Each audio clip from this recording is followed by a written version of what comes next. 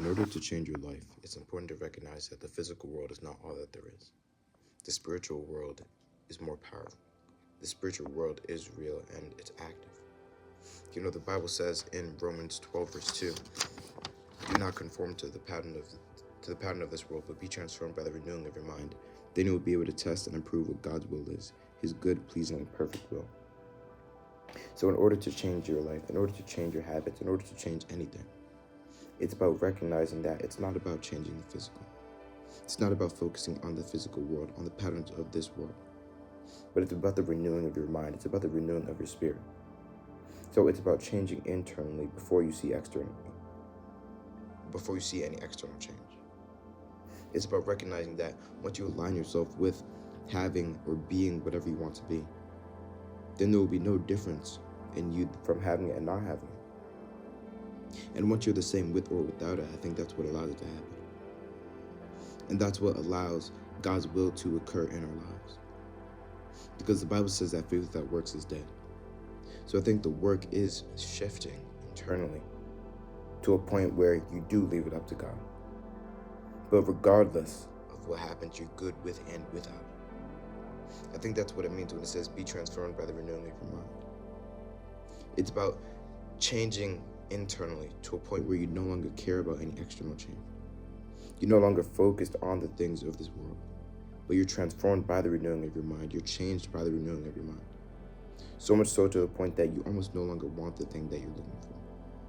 Because I think that wanting something is the exact opposite of having it. Because anything that you have, you can't want.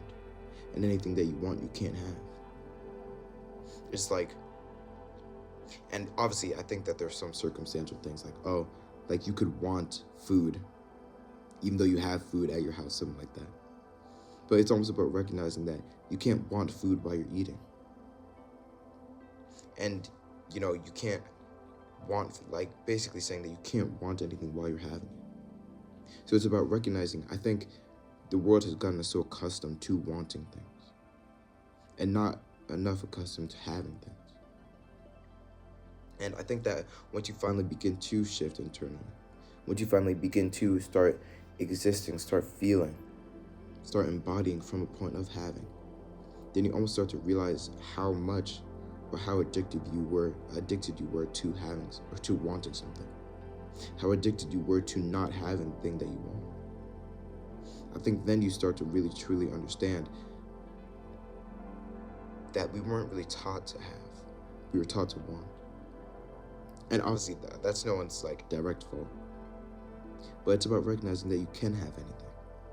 Because, I think so often a lot of things that we want, or a lot of things that we think that we want, aren't truly what we want.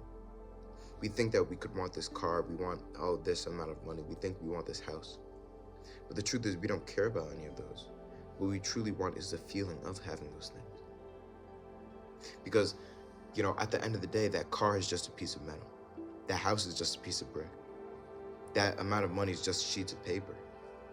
They have meaning because we give them meaning. They have meaning because we give them emotional meaning. We give them emotional value. But what if we substantiate those emotions in the present moment?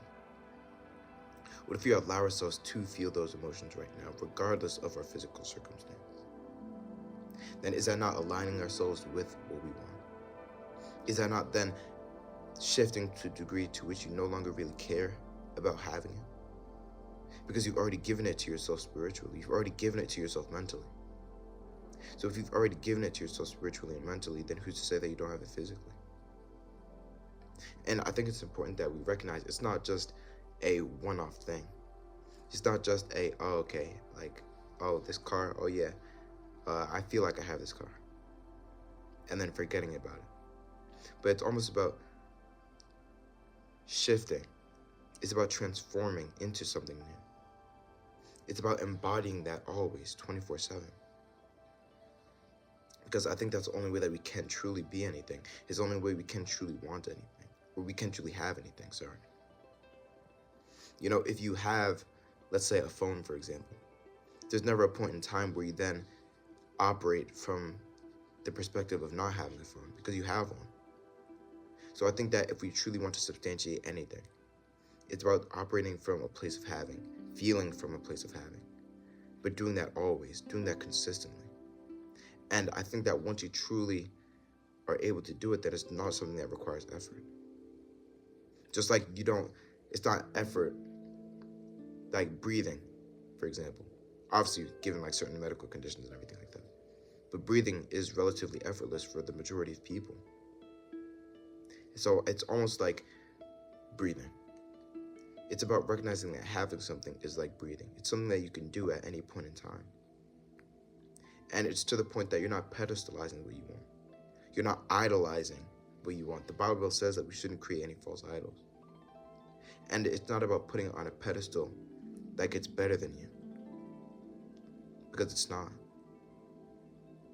You know, God is so forgiving to all of us. God is so good to all of us.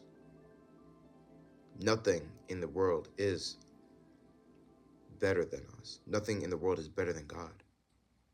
And that's not from a place of ego. It's just from a place of realizing that God created us in his image. So is then not saying that, oh, this car, this house is better than me. Is that not then saying that it's better than God? It's about recognizing that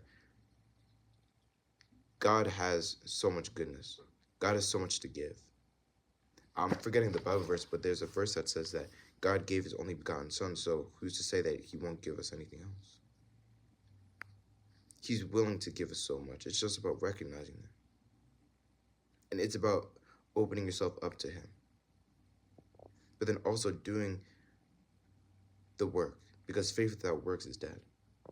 It's about putting in the work internally, and God will show you the fruits of that labor externally. But it's about having faith that God will provide those works. So it's not about being from a place of doubt, like, oh, is it here yet? Is it here yet? Because if you have something, you're not constantly questioning whether you have it. If you truly have something, that is. So it's really about operating from a place of having, from a place of whatever you want being normal. Because I think that we fall to the level of our normalcy. And I think that once it does become something that's normal, mentally and spiritually, then it's something that will eventually become normal physically, as long as it aligns with God's will for our lives. So, yeah, I hope you took something from this video. Thank you for watching.